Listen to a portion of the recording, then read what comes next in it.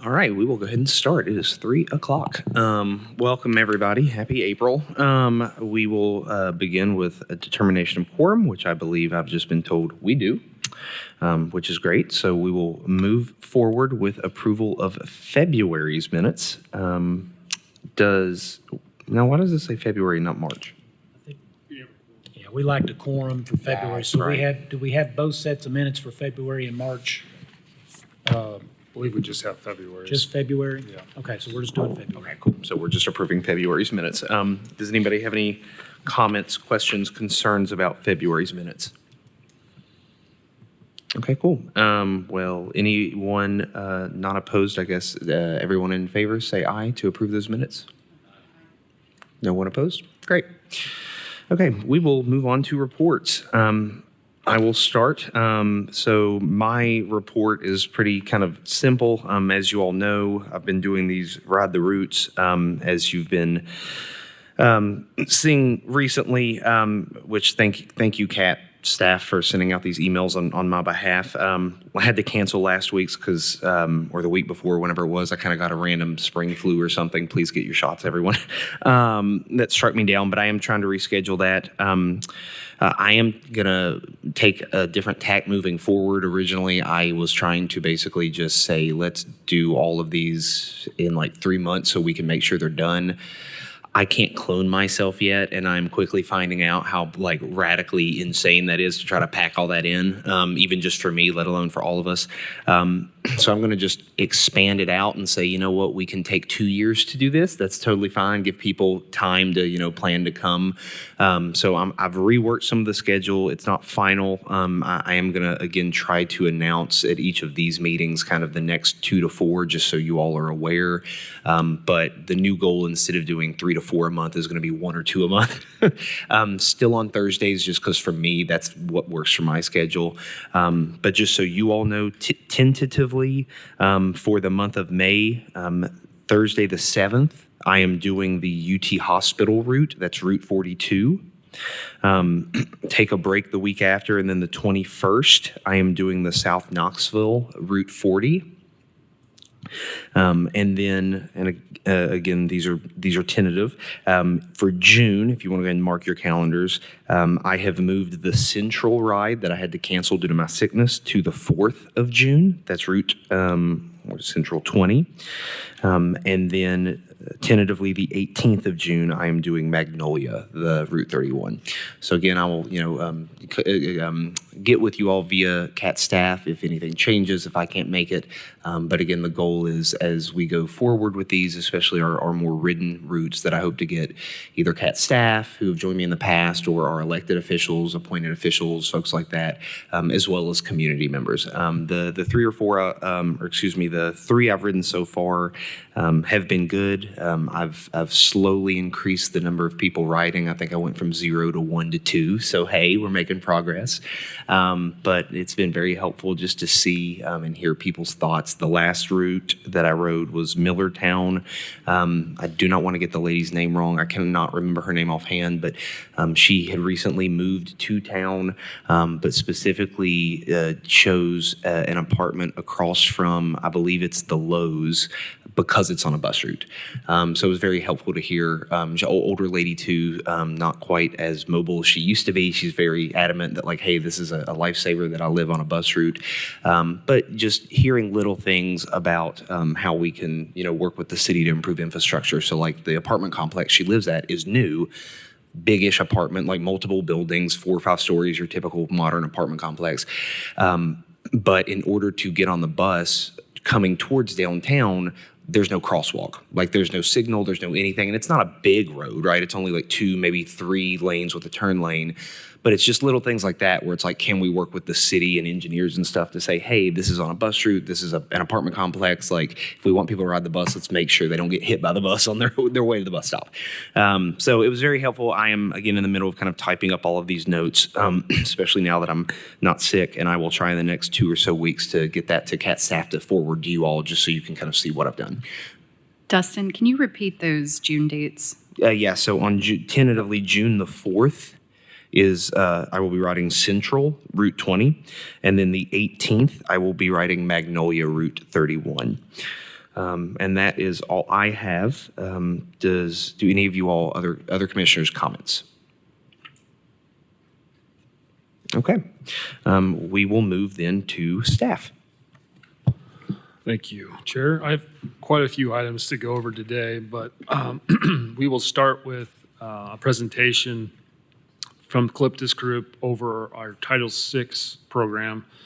We contracted with the Kta Group to review our Title VI program, make improvements. Kta Group has extensive experience working with transit agencies and reviewing and improving their Title VI programs. They're also a contractor for the Federal Transit Administration, conducting compliance reviews. So because we have some new board members, Kta is required every 3 years to update our Title VI program. So like I said, we have hired Kta Group to review that for us, make some improvements. Today, they're going to be doing the presentation, going over the Title VI program in terms of overview, and then also their recommendations. So today we have with us George Harris and Hilda Mercedes, and I will turn it over to George. Good afternoon. Can you hear me? Yes. Great. It was great to sign on to this call because somebody was humming. Whoever was humming had a nice voice. That's very nice for an environment. So thank you. As Isaac was saying, we were hired to kind of review the Title VI program, which included the language access plan as a required update for FTA. Other federal agencies also require this, such as Federal Highway, FEMA, HHS, any of the major funders probably of the city and CAT require this. And it's really to have a plan to prevent discrimination against anyone for federally funded programs and activities. So that's really the backdrop of all this. We were hired to kind of get this basically have this revised Title VI plan done and in front of you for review. Basically, the purpose, as Isaac was saying, was to update the plan. There's some standard information that's kind of required. There's circulars. The federal government has the Department of Justice provide guidance on Title VI. There have been some changes this year with some executive orders that have changed some of the requirements, misnamed or relabeled certain things. And so you'll see that we made sure that we were reflecting those new executive orders in this area. And one of the areas is in the language assistance, how you actually address that, and what terms you can use, and things of that sort. So we kind of factor that into, the plan. I'll bring up that. I'm not going to spend a huge amount of time unless you have questions on it. And again, the whole notion is that the programs and activities are provided consistently to anyone, and they're able to participate in any programs or activities that's federally funded. And it's also kind of proactive governance, like, how do you try to prevent discrimination before harm is caused, like having proper notice, or people can complain if they feel like they're treated poorly, or they don't have access. So there's better outcomes. So that's sort of what the plan was for this project. For those that are kind of old hands at this, there are common elements for Title VI plans. You have to provide an assurance every year saying you're going to comply. Every time you submit a grant application to the federal government, you have to fill out an insurance that says, I'm going to comply with Title VI. There's an area about who's responsible, organization staffing. Umar is in the audience today. He's the Title VI coordinator. We also have in this a Title VI notice. So it's a paragraph and it just says, CAT and the city want to prevent discrimination, race, color, and creed. If there is anyone feeling like they've been discriminated against, that they can complain, they can submit a complaint form, and you have those posted in designated areas. There's complaint procedures you have to publish, and basically, how do you file a complaint? Who do you file it with? How long does it take? What forms do you use? Things of that sort. There's also a 4-factor analysis that is done where you evaluate your population and the need for language assistance, how frequently they contact the agency, the importance of a program or activities that they have, and then any resources that are available to provide language assistance. Can I interrupt just a moment? Train. Can I interrupt just a moment? We're really struggling with our ability to see that screen. Is there any way you can expand that, make that a little larger or something? Of course. Yeah, you might have to put Of it course. into presentation mode, and that would blow up the screen for us on our end, I think. Our slideshow. Okay. And I don't know if that may need to be done here or not, but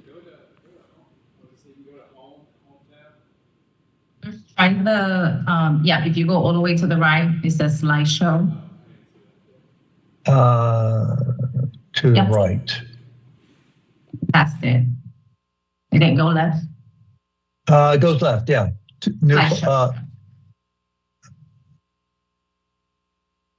Under home.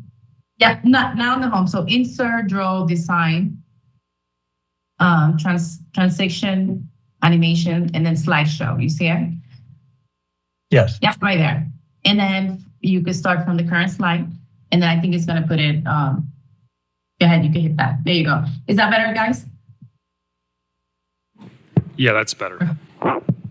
Okay, sorry. So I talked about assurances, staffing, the notice, the complaint procedures, just talked about the 4-factor analysis, training of staff who have public-facing positions so that folks who do need language assistance or they feel like they're not having good access, how do they deal with those citizens? Public participation, how you decide to provide data on your Title VI plan when you make service changes, when you have fare increases, fare media changes, how you get public participation about that. Typically, if you have a fare increase, there's a lot of participation on that, or you have a major service change where you're shifting stops and routes, et cetera, eliminating a route, you go pretty heavy in the public participation. Data collection, that just, who's taking advantage of the programs and activities and kind of seeing, the demographics on that. You kind of have to look at contractor monitoring and subrecipients. If they are providing a service on behalf of CAT, then they have to either have their own Title VI plan or they have to adopt CAT's plan. Compliance, how do you know you're doing well? How many complaints do you get? How many lawsuits you get? How many people are able to access your programs? There's a lot of good things to look at in terms of compliance. And then looking at your program from time to time. And, there's kind of a forced review with this because you have to update your plan every 3 years. So this is the way to kind of say, hey, what might make better sense for the organization. So those are all the elements of a typical Title VI plan, and it really doesn't matter what agency, FTA or otherwise, you're going to have this. And as I said, it's all managed by the Department of Justice and their Title VI management. So the next slide deals with the summary of changes. I won't read all these, but pretty much in each of these areas I just mentioned, there'll be some comments about either, well, we kept everything the same, no change, and then if there were any changes, I will bring those up. So I'm going to just walk through each of these, and I'll just pause. If you have any questions about any of these, please fire away. My colleague Hilda and I can answer any questions you have.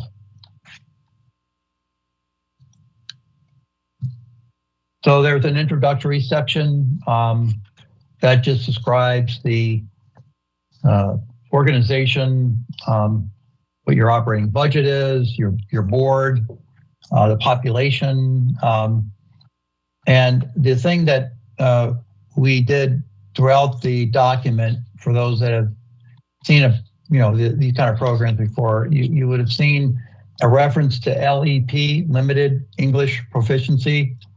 The executive order basically did away with that nomenclature and other things. So what we have removed the reference to all LEP language, and we are now using the word individuals requiring language assistance. That seems to be okay.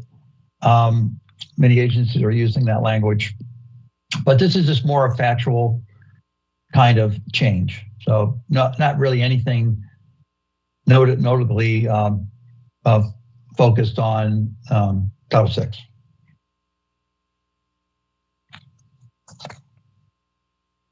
So the next sort of important area is Title VI notice. We basically noticed that we wanted to focus more on the Spanish translation because that's really the only out language that really comes up as in the DOJ guidance that require more translation activities. There are 5 locations where the posting is done. We verified those posting locations. We added the Spanish language Title VI notice. So now there's 2 separate notices, one in English, one in Spanish. And then we also added the contact information to Umar and his alias email to match the posting on the website. So everything's kind of changed now and all connected to the website. And we verified that the posting was done in the appropriate for the noted areas.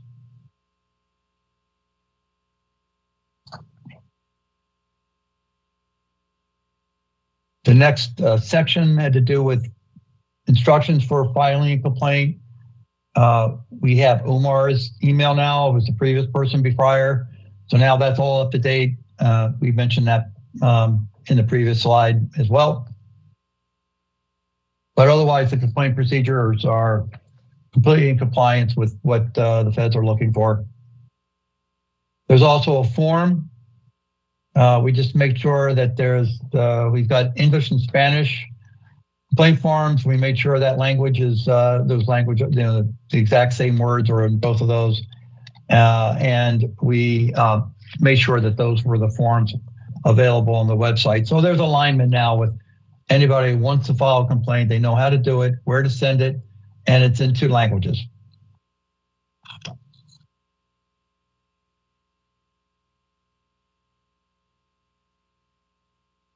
The next piece had to do with list of investigation complaints. There's a requirement to say, we got these complaints, or we've got some lawsuits having to do with Title VI.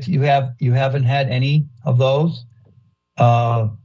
Actually, from the last update and this update, all we did here is we just added a memo from Umar saying there hasn't been any. So we've already validated that there are none to be filed. And sometimes, there is a right for a person who wants to make a complaint. They can go directly to FTA or to a federal agency, haven't heard anything like that. You would not necessarily know that someone submitted a complaint directly to a federal agency, but as far as we know, that has not happened. So you're in good shape there. I'm pausing a little bit just in the event you have questions. So now the public participation plan is really the way that you communicate your Title VI plan changes, major service changes, fare, equity changes, and various meetings you have that talks about your programs and activities and how people can reach out and participate. You do a really nice job there. There's a lot of activity that you showed, and you can see in the third bullet on the right, lots of information about outreach, dates, location, the event.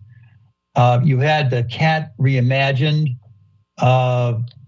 program, which was, I think, very well done. That's all integrated into your public participation. We also added the work with the Knoxville Regional TPO. Those folks have really supported Kta in a great way. They helped with a lot of the maps that we updated. And so they're really a class outfit, the regional TPO. And we also kept the same goals and strategies that were in the previous, in terms of, maximizing involvement, making sure you've got translation, make sure that people participate in your programs, make sure you track your complaints. But not much necessarily in the components of the public participation plan, because it was pretty well already in place, and then you have the TPO also participating. So you've got two organizations kind of working together pretty well here.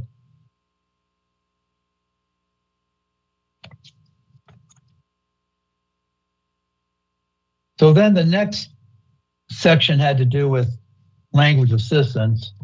This used to be LEP, but now it's a language assistance.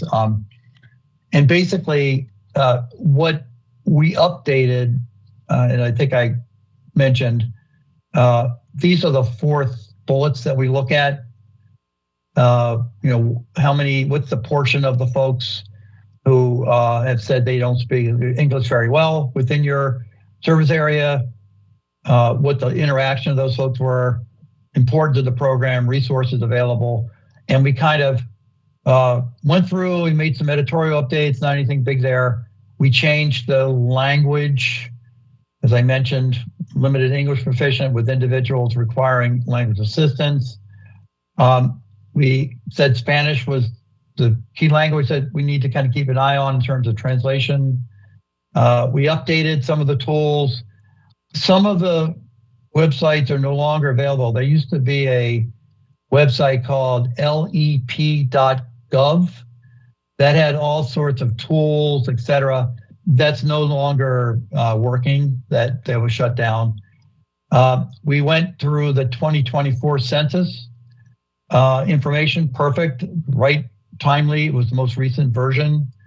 And then we basically went through and expanded, did a little reorganization of things a bit, renaming things, but not a heck of a lot there in terms of change. Spanish was one. We updated the websites.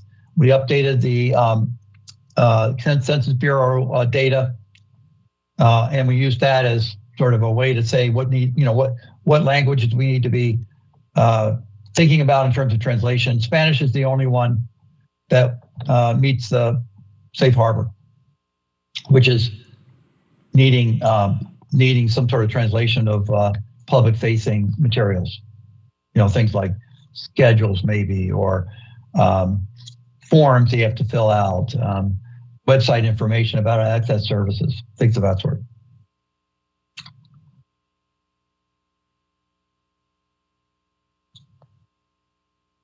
Okay, the next one is membership of non-elected committees. So this is targeted to just look at the committees to see if they reflect the population, the demographics of the service area. We updated for January. There's and basically what it says is that when there's a change in a potential person appointed to a non-elected committee, one of the things that you guys might want to think about is appointing a Hispanic person to a committee, because we're missing one now. But yeah, pretty well distributed on minority, no problem with that. So there's just a statement in there saying that you're going to make efforts to ensure the membership mirrors the population characteristics of the service area. No biggie. We see that a lot of change through there. No subrecipients. This is where you get money from the feds to, fund another organization to actually run a program for you. Nonprofit, you don't have any, so that doesn't really apply. You also have, there's a requirement that if you construct a new facility, that you evaluate impact on minorities, low income, language assistance, elders, things of that sort. But you haven't had any new facility sightings, so there's no changes there. Just FYI, in the future, there might be something there for you to look at. There's a board resolution. This is what you eventually will say, yes, we approve the new plan. So that will be included once approved.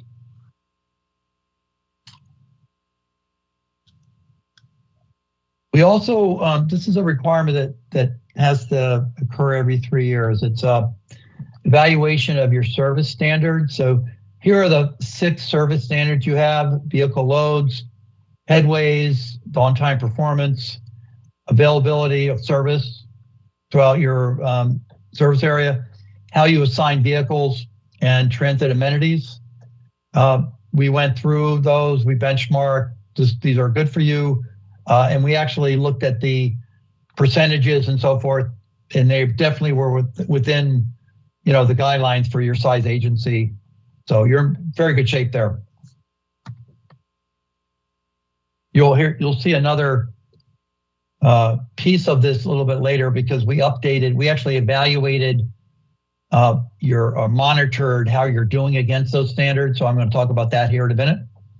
But the standards, we're going to say the same, and they're common through a lot of transit agencies.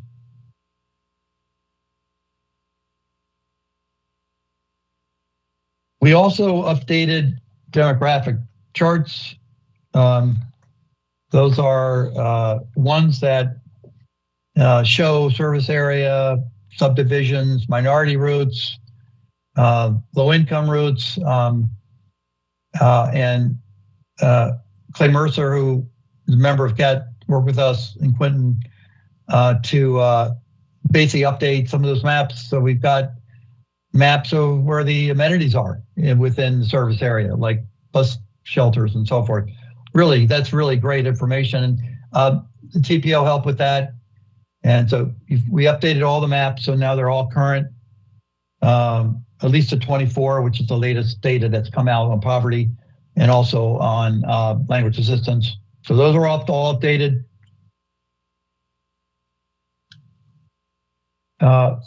The agency did a onboard survey for customer satisfaction, customer service, customer survey back in 23. That was included. There's no change to it. It basically comes up with, what are some ideas people have about any changes that we've required. And this was all factored into the reimagined and any of the service changes. So in terms of what impact we'll have on this update, it's going to be basically, included because it's got to be done every 3 or 4 years. So the next time you do a Title VI update, there'll be a need to pull one of those together.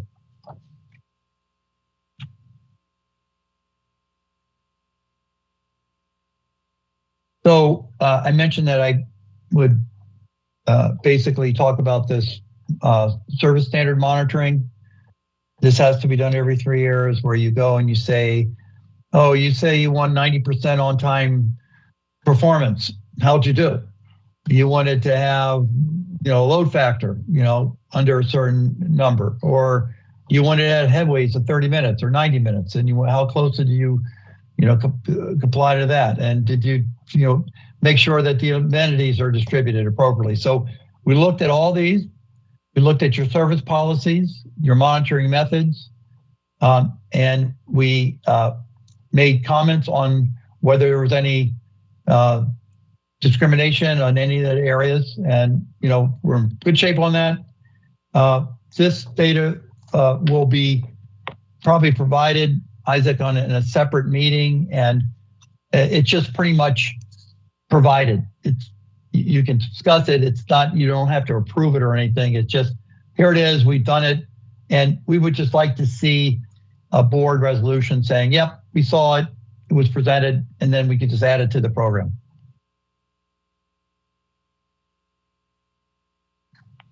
And that was a lift that the CAT staff helped with Clay and Umar and Quentin. They did a really terrific job supporting that effort. It's a lot of information to pull together. So the other piece had to do with major service change and disparate impact, any kind of policy with respect to making a change, what the impact is on the community. Pretty much kept everything the same. We made some changes to the words a bit, like I was mentioning. The other thing we did here is, there is a need to have, if you add or if you change fares and or you change the fare media, like you did at CAT, you have to go get public comment. That was done. It's just that the policy didn't say it, the fare media change. So we just finished a 30-day public participation on that. We didn't get any comments, but that was presented to the public. Delana put that together for CAT, all good shape.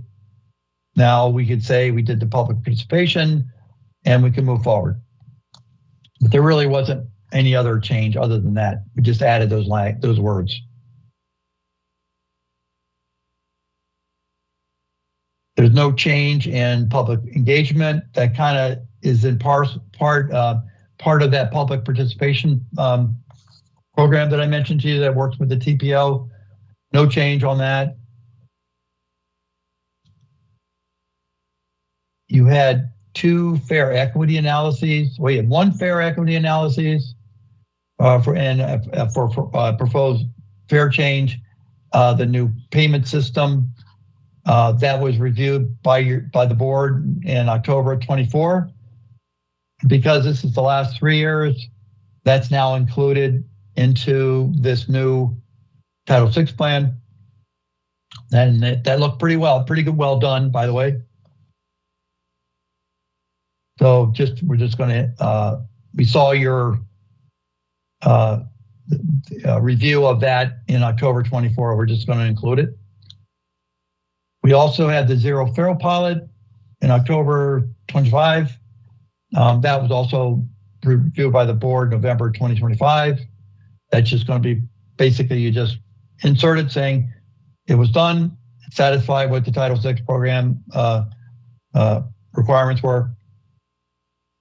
So those were the changes. I mean, they weren't really that significant. We had to do some updating of maps in the service standards. We have to do a public participation on that fare media. We updated some of the language. We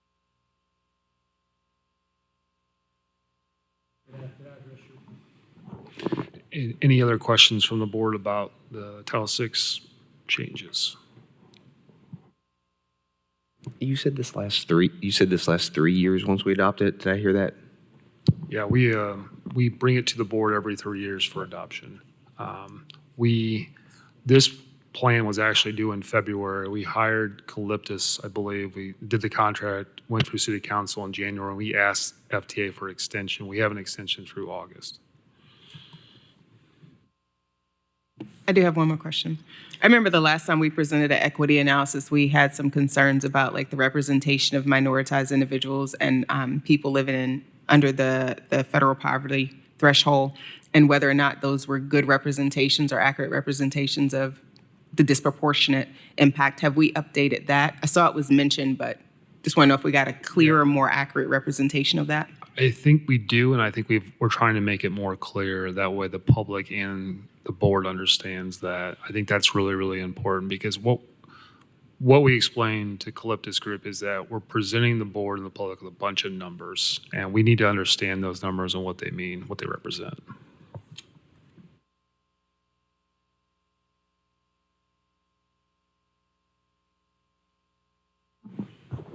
All right. I guess we will move on. I appreciate Hilda and George joining us. Greatly appreciate the presentation. And again, we will bring back the recommendation for the Title VI program. I will lay out in the recommendation all the changes that we made, what page number it is, and we will obviously try to get that to the board well in advance of the meeting so you can review that before you have to vote on it.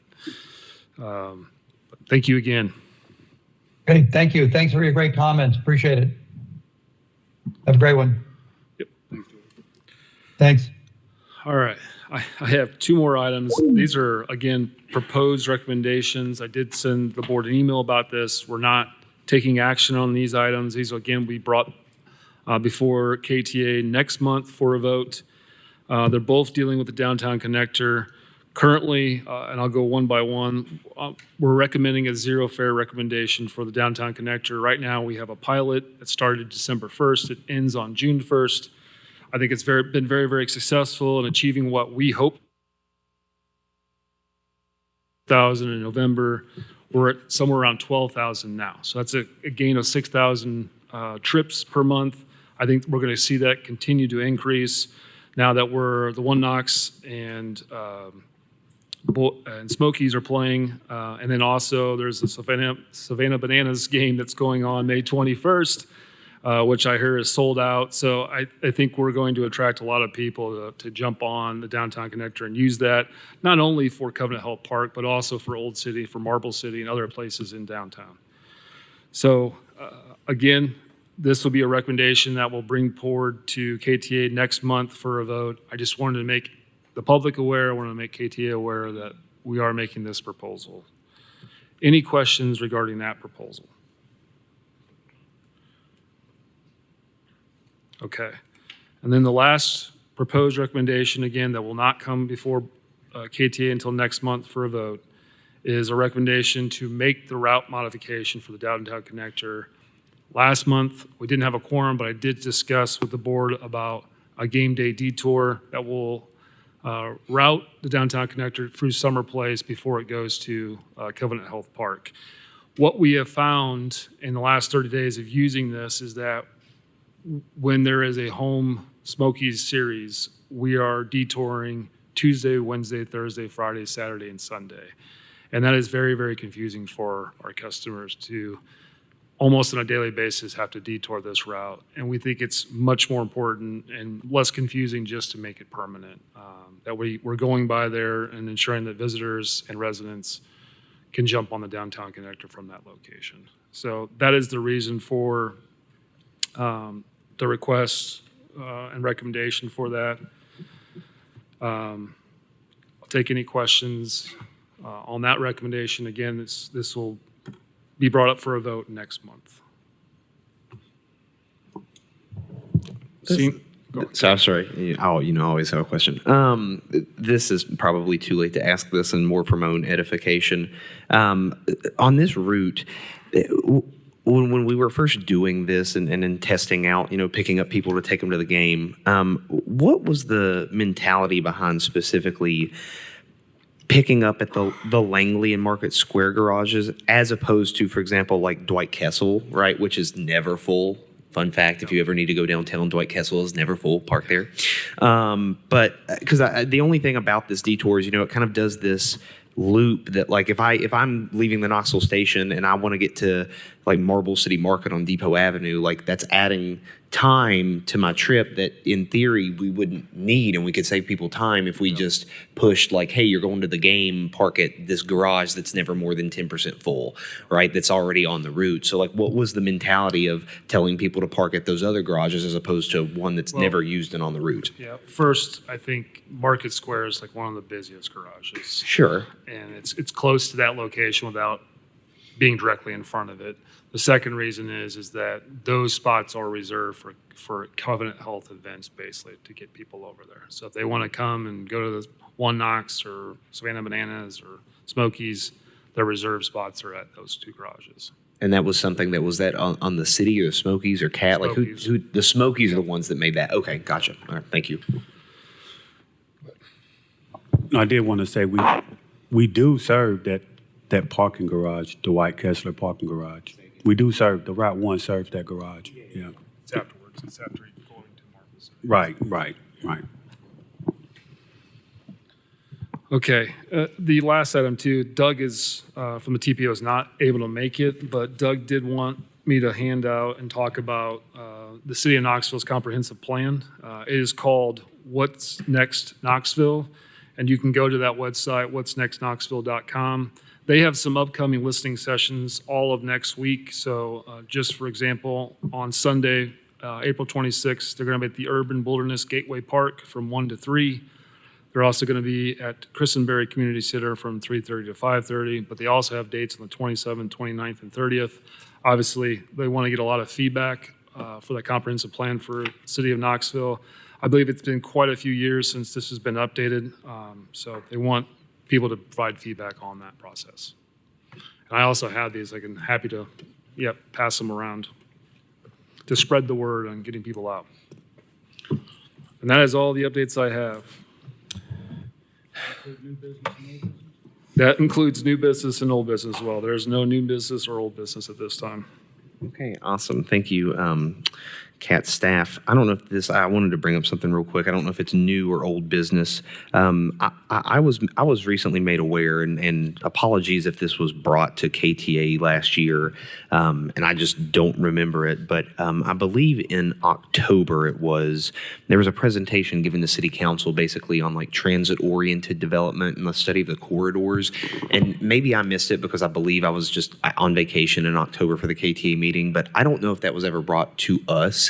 And even if it was, I was hoping that staff could email us that, because basically, and it especially goes hand in hand with this comprehensive plan update, is that, again, good transit deals with good land use, right? If we want people to ride, we have to put businesses, more housing, stuff like that along transit routes. That's what gets numbers up. And so I was kind of astonished that, I've been on this committee for 4 years, and I was like, I didn't know that we did a study on how to beef up the corridors and make it more livable and add housing and stuff. So again, I don't know if I just missed it, but if staff could send that to all of us, I think it'd be very helpful for all the commissioners to see. Yep, I can send that, and I do believe that was video. That was to council. There's a video out there of it, but I will send the presentation for transit-oriented development. That was another project that we partnered with Doug and Amy at the TPO. Yep. Awesome, thank you. One other item too, I forgot to mention on our agenda. Our next meeting is actually, it says May 21st. Our next meeting is actually May 28th. Here's a huge problem. I'm not going to be here on May 28th, and we have quite a few items to take. It's up to the board if it's okay to move it to May 21st. Am I correct, Mr. Lawhorn? Well, actually, under our bylaws, our bylaws do state that we meet every fourth Thursday, except in November and December. I don't believe it would be a problem if there was, proper motion. And I move that we carry. suspend the bylaws for the purposes of changing the meeting date from the fourth Thursday to the third Thursday for May only. Need a second. I will second it. All right, I guess all in favor for that? Aye, say aye. Any opposed? Okay, thank you. That's the only comments I have. I'm done now. We do need to publish that change. And it is published actually on this agenda, but we'll make sure to put that on our right. website as well. All right. So we will move then to our final segment. We will do public comments. I have one person who has signed up. So if Mr. William Sherrod, Harry Sherrod wants to come up, we're turning the mic on for you. You'll have 5 minutes to speak. We will track it for you, and we will let you know when you have 1 minute and 30 seconds left. All right. You are free to go. Please give us your full name and your address. Thank you very much. Thanks for what you do. My name is William Harry Sherrod. I'm a new citizen living at the Ball Seam at 311 Florida Street. That's perpendicular to Jackson. Those are the Yardley flats that overlook the third base. I find myself coming downtown a lot and just checking on transportation without running down there, but I just want to take the time, since I'm downtown, to thank all of you for the job you do. Can anybody tell me, from that location, the entrance of the stadium, the routing to get on Gay Street, where I do a lot of work, do I have to transfer to get there? Or does anyone know? Sir, right now, we just accept your comments. Now, one of the staff or several of the staff will be available to meet with you after the meeting adjourns. So that would be excellent. But again, thank you for the job you do. No problem. Thank you. Yes, sir. Awesome. Thank you so much. I guess now we will open it. If anyone else in the audience has a comment, you can come and speak. If not, seeing no takers. Okay, well, since we have set the meeting for May 21st, thank you, we will now adjourn, and we will see everyone in May. Thanks.